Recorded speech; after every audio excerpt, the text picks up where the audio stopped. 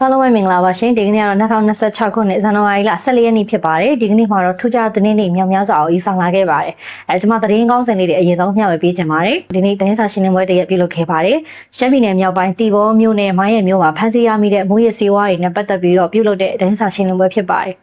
နောက်တစ်ခုကကျတော့ ICJ မှာတရားရင်ဆိုင်နေတဲ့ဂမ်ဘီယာနိုင်ငံနဲ့ရှေ့နေအဖွဲ့တွေဟာARSA လို့ခေါ်တဲ့အာဆာအကြမ်းဖက်အဖွဲ့ကိုမသိဘူးလို့ပြောလို့ပေါ့နော်ဒါကျမတို့လူမှုကွန်ရက်ကနေပြီးတော့ကျမတို့နိုင်ငံဘက်ကမခံနိုင်တဲ့ပြည်သူလူထုတွေဟာဆိုရင်အာဆာအဖွဲ့ကဘလို့အဖွဲ့ဖြစ်တယ်ဆိုတာကိုဒါအင်္ဂလိပ်ဘာသာနဲ့အခုဆိုလို့ရှိရင်အာဆာအဖွဲ့နဲ့ပတ်သက်တဲ့အကြောင်းအရာတွေကိုမျှဝေပေးထားတဲ့ဗီဒီယိုဖိုင်လေးတစ်ခုကိုလည်းမျှဝေပေးသွားချင်ပါတယ်နောက်တဲ့သတင်းတစ်ပုဒ်ကတော့ပဲခူးတိုင်းဒေသကြီးတော်ကျွဲအင်းမြို့မရဲစခန်းရဲ့ဒါတမိုင်ခက်အကွာမှာပေါ့နော်ဒီအကြမ်းဖက်သမားတွေပြုလုပ်ခဲ့တဲ့လက်လုံမိုင်းတွေဖမ်းဆီးရရှိမှုအခြေအနေနဲ့သတင်းတွေပေါ့နော်ဒါတွေကိုမျှဝေပေးတော့မှာဖြစ်ပါတယ်ပထမဆုံးမျှဝေပေးခြင်းတဲ့အကြောင်းအရာလေးကတော့ရှမ်းပြည်နယ်မြောက်ပိုင်း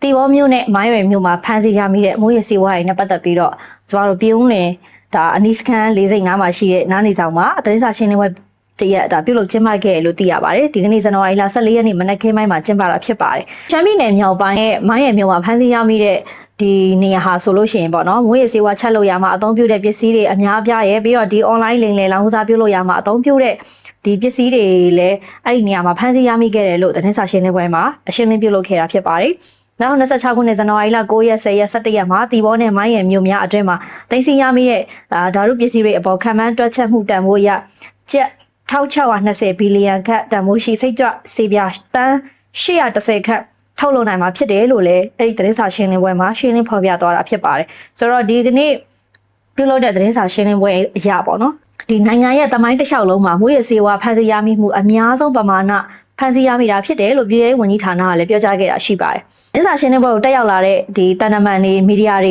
ကဆိုလို့ရှိရင်တီဘောမျိုးနဲ့မိုင်းရမျိုးအတွင်းမှာဖမ်းဆီးရမိတဲ့ဒီမိုးရဲစေဝါတွေပြီးတော့ online လိမ်လည်တဲ့နေရာမှာအသုံးပြုတဲ့အဆက်ဆက်ပစ္စည်းတွေပေါ့နော်ဒီပစ္စည်းတွေကိုသိသိရမိတဲ့နေရာတွေကိုကိုယ်တိုင်ကိုကြကိုယ်စင်လေးလာပြီးတော့သတင်းရခွင့်ပြုခဲ့တာကိုလည်းတွေ့ရပါတယ်။ဆိုတော့မီဒီယာတွေအနေနဲ့လည်းပေါက်တက်ကြရတွေရှောက်ရေးပြီးတော့တချို့ဆိုရင်သတင်းစာရှင်းလင်းပွဲမှာတွေ့ပါသေးတယ်ပြီးခဲ့တဲ့သတင်းစာရှင်းလင်းပွဲမှာဆိုရင်လည်းဟလာနိုင်ငံတော်ကမြန်မာနိုင်ငံကဒီကြားဖြတ်အနေနဲ့ပတ်သက်ပြီးတော့ KK ဘတ်မှာတပ်တေကပစ္စည်းတွေကိုဖျောက်ဖျက်ပါတယ်ဆိုပြီးတော့မဟုတ်မှန်တရားပေါ့နော်ဆက်ဆက်ပြောဆိုမှုတွေရှိခဲ့တဲ့အတွက်ကြောင့်မလို့အခုလိုမျိုးပဲဒါရော့လေ့လာပါဆိုပြီးတော့နိုင်ငံတော်ကချပြသလားလို့တောင်ထင်ရတယ်ပေါ့နော်ဆိုတော့သတင်းသမားတွေဆိုတာလည်းသိတဲ့အတိုင်းပဲပေါက်တက်ကြရတော့တော်တော်တွေးတတ်ခေါ်တတ်ကြပါတယ်ဆိုတော့အဲ့ KK ဘတ်ကို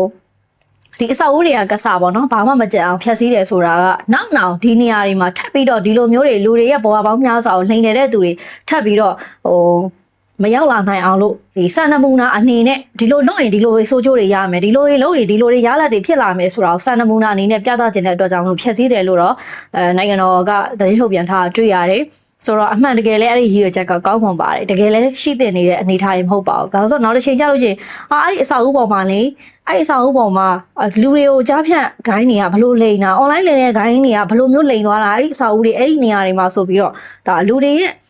့ပြောစမှတ်ထဲမှာရင်ထဲမှာဓာကြီးတွေကအမြဲတမ်းမှတ်ကြောက်တစ်ခုလို့တင်သွားမှာစိတ်ပူဖို့ကောင်းပါတယ်အဲကြလို့ရှိရင်အဲ့အကြောင်းတွေကိုမတိတတိဖြစ်တဲ့လူငယ်တွေနောက်တက်လာမဲ့နောက်လာနောက်သားတွေအနေနဲ့ဟာလာအဲ့ဒီအဆောက်အဦပေါ်မှာဆိုရင်အဲ့ဒါဆိုလူသားတွေထောင်ပေါင်းများစွာကိုအဲ့လိုပဲလိမ်လည်လို့ရသလားဆိုတော့သူတို့နားလဲခြင်းသလိုနားလဲသွားနိုင်မဲ့အရာတွေဖြစ်သွားနိုင်တယ်ပေါ့နော်ဒါမှမလို့လားအဲ့တဲ့အတွေးခေါ်တွေဝင်သွားနိုင်တယ်တကယ်တော့တတ်တည်အဲ့လိုမျိုးတကယ်တော့အဲ့လိုမျိုး KK ဘတ်ကိုရှင်းင်းတယ်လို့မျိုးပဲလုံးဝဘာမှမကြံအောင်ရှင်းလင်းလိုက်တာပို့ပြီးတော့ပိုကောင်းပါတယ်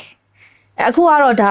အဲ့လိုမျိုးပေါက်တက်ကြတွေပြောတတ်တဲ့မီဒီယာတွေကိုတခါတည်းပါဇက်ပိတ်သွားအောင်လို့တခါတည်းအဲ့နေရာကိုခေါ်ပြီးတော့ပြလိုက်တယ်လို့တော့ကျွန်မကတော့မြင်ပါတယ်သူများတွေဘယ်လိုမြင်လဲတော့မသိဘူးကျွန်မတော့အဲ့လိုမြင်တယ်အဲ့တော့ဒီပုံလေးတွေဆိုလို့ရှိရင်ဒါမီဒီယာသမားတွေရဲ့တာတမန်နေရောဒါကိုယ်တိုင်ကိုကြသတင်းရယူလို့ရအောင်လို့ဒါပြသနေတဲ့သတင်းဓာတ်ပုံတွေပဲဖြစ်ပါတယ်ပြီးတော့ဒီကနေ့သတင်းစာရှင်းလင်းပွဲအပြီးဗိုလ်ချုပ်စော်မင်းထွန်းကိုဒါမီဒီယာရဲ့အင်တာဗျူးတောင်းတဲ့အခါမှာလည်းအင်တာဗျူးဖြေခဲ့တယ်ပေါ့နော်သူကတော့အဓိကအနှစ်ချုပ်ပေါ့ဒီလိုမျိုးမိုးရဲစေဝါးတွေနဲ့ဒီ online လိမ်လည်ဂိုင်းတွေကိုဖမ်းဆီးရမိတာဒီတရုတ်နိုင်ငံရဲ့သတင်းပေးမှုသတင်းဖလှယ်မှုတွေများစွာပါဝင်ပါတယ်ဆိုတာကိုတော့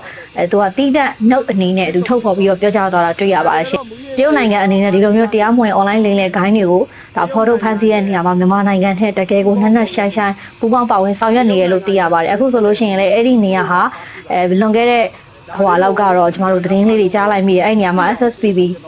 SSA အဖွဲ့တွေဒါပိုင်တဲ့နေရာအဲ့အဖွဲ့တွေပြုတ်လုပ်တဲ့ဒီငွေလင်ခိုင်းနေရာလို့တော့ကျမတို့သိရတယ်ဆိုတော့ကျမတို့နိုင်ငံမှာလည်းခက်တော့ခက်တာဟိုတိုင်းရင်းသားအမိခံထားတဲ့လက်နက်ကိုင်အဖွဲ့တွေကျမတို့နိုင်ငံမှာအများကြီးရှိတယ်အဲ့အများကြီးရှိတဲ့အဖွဲ့တွေထဲမှာဟိုကိုတိုင်းရင်းသားလူမျိုးအကျိုးစီးပွားအတွက်ဟိုအမှတ်တကယ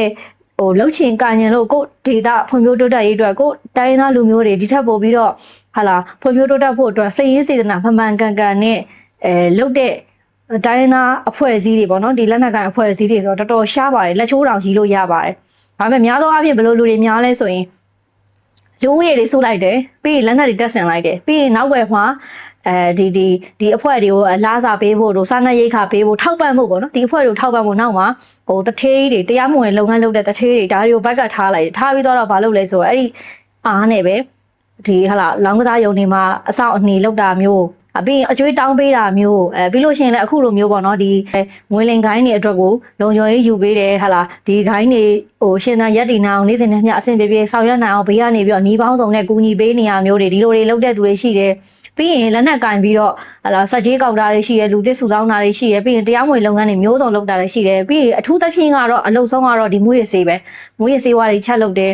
ဆိုတော့ဟိုလက်နက်ကင်ပြီးသွားလို့ရှိရင်ကိုယ်ဒေတာဖွံ့ဖြိုးဖို့ကိုလူမျိုးဖွံ့ဖြိုးဖို့ကိုတိုင်းသားလူမျိုးတွေအတွက်ဆိုပြီးတော့လှုပ်တဲ့သူထက်ဒီလက်နက်ကင်ထားတဲ့အစုအဖွဲ့တစုစာလူတစုစာပေါ့နော်ဒီလက်တဆုပ်စာလူတစုကောင်းစားဖို့အတွက်လုပ်နေတဲ့အဖွဲ့တွေကပို့ပြီးတော့များတယ်ပြောရင်ကိုကျိုးစီးပွားရှာတာပေါ့ဗျာတကယ်ကိုပဲကိုတိုင်းသားတော့အလုပ်လုပ်ပါတယ်ဆိုတဲ့အဖွဲ့အစည်းတွေရှိရင်လေဒီကွန်မန့်အောက်မှာရေးပြပါဘယ်အဖွဲ့ကတော့ဘယ်လိုလေးလုပ်ပါတယ်ဘယ်တိုင်းသားလက်နက်ကင်အဖွဲ့ကတော့ဟာလာကိုတိုင်းသားလူမျိုးတွေဟိုဘယ်လိုဆောင်ရွက်နေပါတယ်ဆိုတာလေးရှိရင်ရှိတော့ရှိလိမ့်မယ်တော်တော်နည်းလိမ့်မယ်ခင်ဗျားတို့သိရင်လည်းချရေးခဲ့ကြကျမတို့သိပြီးတော့အနည်းကမမြင်ဘူးအဲ့လိုတိုင်းသားကိုတိုင်းသားဒေတာအတွက်ကိုလူမျိုးတွေတကယ်အလုပ်လုပ်ပါတယ်ဆိုတဲ့လက်နက်ကင်အဖွဲ့အစည်းကျမမတွေ့ဘူးသေးဘူးအခုဆိုလို့ရှိရင်DNL တို့ MNDAA တို့ AA တို့ဆိုကြည့်လိုက်လေနော်ဒီတိုင်းသားအမိခံထားပြီးတော့ဘာလုပ်လဲနိုင်ငံတော်ရဲ့ tax ခန်းတွေဝင်တိုက်ခိုက်တယ်နေမြေတွေကိုလိုက်ပြီးတော့ရယူဖို့စ조사တယ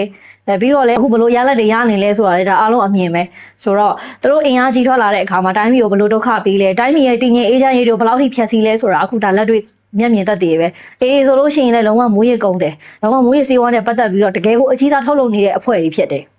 အခုလည်း SSPB SSA သူတို့ဒီလည်းပဲအခုဒီနေရာဆိုရင်ဒါ SSPB SSA နဲ့ဆက်ဆက်တဲ့နေရာပြောရရင်သူတို့နေရာလို့တော့ကျွန်တော်တို့ပြောလို့ရတယ်ဆွဆွဲလို့ရတယ်သူတို့နေရာမှာဒါသူတို့ဆောင်ရွက်နေတဲ့ဒီ online ငွေလိမ်လေခိုင်းတဲ့ဒီမျိုးရေးစေဝါချက်လုပ်တဲ့နေရာဆိုတာသူတို့ပိုင်တဲ့နေရာပဲမိုင်းရတို့တီဘောတို့ဘက်မှာဆိုရင်တီဘောဘက်မှာဆိုရင်ကိုကနေရှိမယ် SSPB SSA ရှိမယ်အခုဒီမိုင်းရဘက်မှာဆိုလဲထုံနီးလက်ကောင်းပဲဒီအဖွဲ့တွေပဲရှိတာဆိုတော့ဒီအဖွဲ့တွေကဟိုကိုလူမျိုးအတွက်ဆောင်းနာပြန်ကောက်ရမယ်ဆိုကိုလူမျိုးကိုတိုင်းသားအတွက်လုပ်တယ်ဆိုတာထက်ဒီလက်နက်ကင်အဖွဲ့တစ်ခုထောင်ပြီးတော့မတမာတဲ့နီးနဲ့များများတထေးဖြစ်အောင်စီးပွားရှာကြတယ်လို့ပြောရင်ပို့ပြီးတော့မှန်ပါလေဦးမယ်ဒါကတော့ဒီကနေ့ဒီပြုလို့တဲ့သတင်းစာရှင်းလင်းပွဲနဲ့ပတ်သက်ပြီးတော့ဒါပြောတဲ့သတင်းကြောင်းဖြစ်ပါတယ်အခုလိုမျိုးဒါနိုင်ငံရဲ့သမိုင်းစဉ်တစ်လျှောက်ပမာဏအများဆုံးဖန်ဆီးရမိတဲ့ဒီမွေးရစေဝါနေရာပေါ့နော်ဒီရှမ်းပြည်နယ်မြောက်ပိုင်းကဒီမွေးရစေဝါထုတ်လို့ရေးစခန်းကိုဒါတပ်ဆွဆန်များဝင်ရောက်စီးနင်းခဲ့တဲ့ကျမတို့ဒီမြန်မာတပ်မတော်ကတပ်ဖွဲ့ဝင်တွေလုံခြုံရေးတပ်ဖွဲ့ဝင်တွေကိုကျမတို့နိုင်ငံရဲ့ယာယီသမ္မတကြီးဗိုလ်ချုပ်မင်းအောင်လှိုင်ကနေပြီးတော့ကြက်သိန်း1000ရှင်းမြင့်ခဲ့တယ်လို့သိရပါတယ်ဒါကတော့ဝမ်းသာစရာပါပြီးတော့ဒီလိုချင်းမြင့်တဲ့အပေါ်မှာလဲဒါinterview လေးပေါ့နော် interview video လေးတကယ်ကိုပီတိဖြစ်စရာပါကျမတို့နိုင်ငံမှာဒီငွေရစေဝါရေးနဲ့ပတ်သက်ပြီးတော့ဖန်ဆီးရမိတဲ့အခါမှာသတင်းပေးတဲ့ပြည်သူတွေကိုလည်းကျမတို့ဒီနိုင်ငံတော်ကနေဆိုရှယ်မီဒီယာတွေရှိတယ်အခုဆိုလို့ရှိရင်လည်းဒါဒီငွေရစေဝါချက်လုပ်တဲ့စကန်နေရာတွေကိုတက်ဆွဆန်ပြဝင်ရောက်စီးနင်းပြီးတော့နေမီရှင်းတဲ့အတွက်ဒါနိုင်ငံတော်ဝန်ကြီးချုပ်ကနေပြီးတော့ဒီတပ်ဖွဲ့ဝင်တွေအပေါ်မှာချက်ချင်းလက်ငင်းဆူချင်းမျက်နှာဖြစ်ပါတယ်ဆိုတော့တပ်ဖွဲ့ဝင်တွေလည်းပို့ပြီးတော့ဟိုဒီထက်ပို့ပြီးတော့ပေါ့နော်နိုင်ငံတော်အတွက်ဒါပို့ပြီးတော့ငကိုကလေးမှတော့စိတ်တက်ကရှိပြီးသားနိုင်ငံတော်ကိုကာကွယ်ခြင်းလို့ပဲတပ်မတော်တွေဝင်ရောက်လာတာဖြစ်တယ်တကယ်ကိုလေးစားစရာကောင်းတဲ့ပုံကိုယ်တွေပါအခုသူတို့ကလည်းဒါသူတို့ရဲ့တာဝန်နဲ့ဝတ္တရားဆိုတာထက်ပြည်သူတွေကိုဒီမွေးစေဝါအန်ရဲ့မကြရအောင်လို့ဒီမွေးစေဝါတွေရဲ့တားကောင်မဖြစ်အောင်လို့ပြီးရင်လည်းဟာလာဒီ online လိမ်လည်ခိုင်းနေတဲ့ပြည်သူတွေဒုက္ခမရအောင်လို့ပြီးရင်ပြောရရင်ဒါဟိုကဘာကြီးကိုကက်တင်နဲ့လို့တောင်မှကျွန်တော်တို့အကျယ်ချက်ပြီးပြောလို့ရတယ်ဘာဖြစ်လို့လဲဆိုတော့ဒီကြားဖြတ်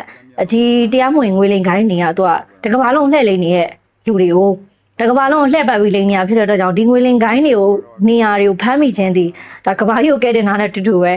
ဲကျမတို့ power ranger တွေစူပါမန်တွေထောင်ကျမတို့ဒီတက်မတော်ကတက်ဖွဲ့ဝင်တွေပို့ပြီးတော့စွမ်းပါတယ်ဒါလေးကတော့ရည်စရာအနေနဲ့ပြောတာပါပျော်စေချင်လို့ပြောတာပါဆိုတော့ဒီသတင်းကြောင်းလေးနှစ်ခုဒါပြီးသွားပြီနောက်ထပ်သတင်းကြောင်းလေးတစ်ခုကတော့ကျမတို့ ICG နဲ့ပတ်သက်ပြီးတော့ထည့်ပြောအောင်မယ်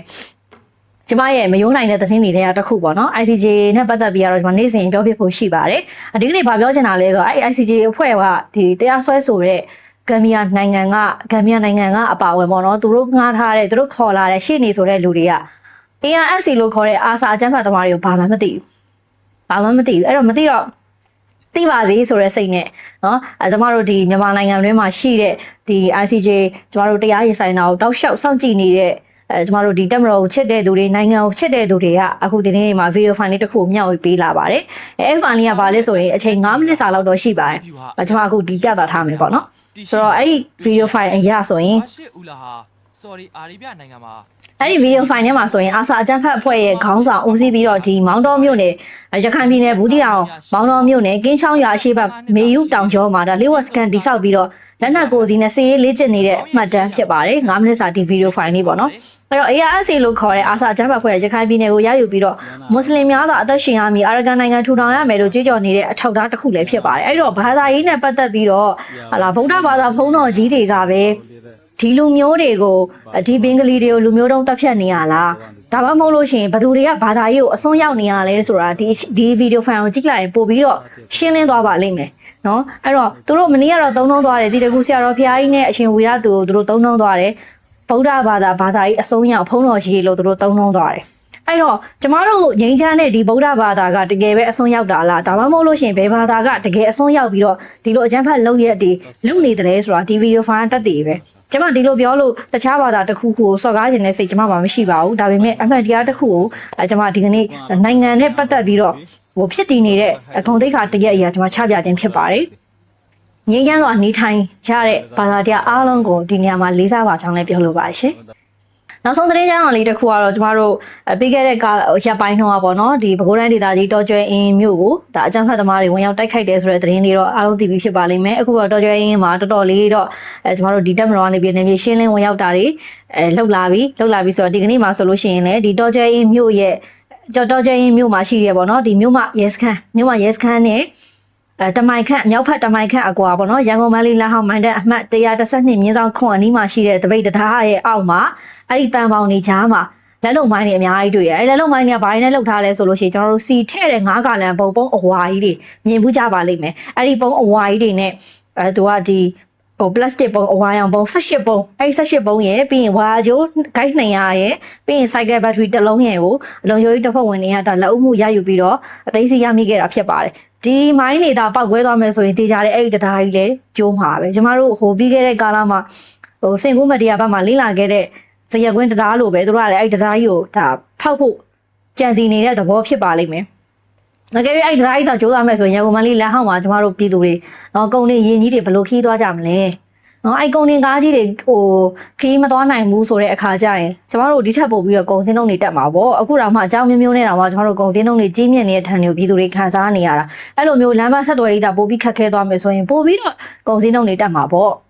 ပြည်သူတွေကိုပြန်ပြီးတော့တနာကြစေချင်ပါတယ်နော်ခင်ဗျားတို့ပြည်သူတို့အလုပ်လုပ်တယ်ပြည်သူတို့ဒီဒေါ်လာရေးကိုဆင်နွှဲနေပါတယ်ဆိုတဲ့ပုံကိုပြည်သူတွေကိုပြန်ပြီးတော့တကယ်တနာကြပါဦးခင်ဗျားတို့စိတ်ရင်းထဲမှာပြည်သူတွေကိုတကယ်တနာကြတဲ့စိတ်တကယ်ရောရှိလို့လားရှိတဲ့ကိုကြည့်ပြီးတော့ပြန်ဖြည့်စေချင်တယ်တကယ်ရောခင်ဗျားတို့ရဲ့ရင်ထဲနှလုံးသားထဲမှာပြည်သူတွေကိုတကယ်ပဲတနာညှတာတဲ့စိတ်ရှိရောရှိကြသေးရဲ့လားဘာဖြစ်လို့လဲဆိုတော့ငါနဲ့မတူငါရန်သူဆိုတဲ့စိတ်တွေနဲ့အခုဒီကာလအတွင်းမှာပြည်သူပေါင်းထောင်ပေါင်းများစွာခင်ဗျားတို့အကြမ်းဖက်လုပ်ကြံတက်ဖြတ်ပြီးသွားပြီခင်ဗျားတို့ချိုးခဲ့တဲ့တရားပေါင်းလည်းမြောင်များစွာရှိနေပြီခင်ဗျားတို့ဖျက်ဆီးခဲ့တဲ့လမ်းပေါင်းများစွာလည်းရှိနေပြီခင်ဗျားတို့ဟလာတစားမှကုန်းကောက်စရာမကျင်အောင်လုပ်ခဲ့တဲ့မြို့တွေလည်းအများကြီးရှိခဲ့ပြီးသွားပြီဒါတော့ခင်ဗျားတို့ဗဇက်ကမချသန်းပြောနေရငါတို့ကပြည်သူတို့ကလုံနေရတဲ့ပြည်သူတို့ဘယ်လိုလုပ်တာတော့ပြည်သူတွေနေရဲ့အိုးအိမ်စီးစိမ်တွေကိုဖျက်ဆီးပြီးတော့ပြည်သူတို့လုပ်တာလားပြည်သူတွေအများကြီးကိုစစ်ပေးရှောင်အောင်လုပ်ပြီးတော့ပြည်သူတို့လုပ်တာလားပြည်သူတွေသွားလာနေတဲ့ဒီလမ်းမဆက်သွယ်ရေးတွေတရားတွေကိုချိုးပြီးတော့ခင်ဗျားတို့ပြည်သူတို့လုပ်တာလားအဲ့ဒါဆိုရင်တော့ပြည်သူတွေကပြန်ပြောလိမ့်မယ်မလုပ်ပါနဲ့ရက်ကြပါတော့လို့ပဲပြည်သူတွေကခင်ဗျားတို့ပြောလိမ့်မယ်ခင်ဗျားတို့ပြည်သူတွေတော့လုပ်တယ်ဆိုတာအရန်ကြောက်ဖို့ကောင်းတယ်ပြည်သူတွေတော့အကျိုးမရှိဘူးပြည်သူတွေတော့ထိခိုက်မှုတွေနစ်နာမှုတွေဆုံးရှုံးမှုတွေပဲရှိလာမယ်ခင်ဗျားတို့ချိုးဖျက်လိုက်တယ်ဒီတရားတွေပြန်ဆောက်တော့ကျွန်တော်ပြည်သူတွေစောင့်ထားတဲ့အခွန်ငွေတွေဘဏ္ဍာငွေတွေနဲ့ပဲပြန်ဆောက်ရမှာပဲ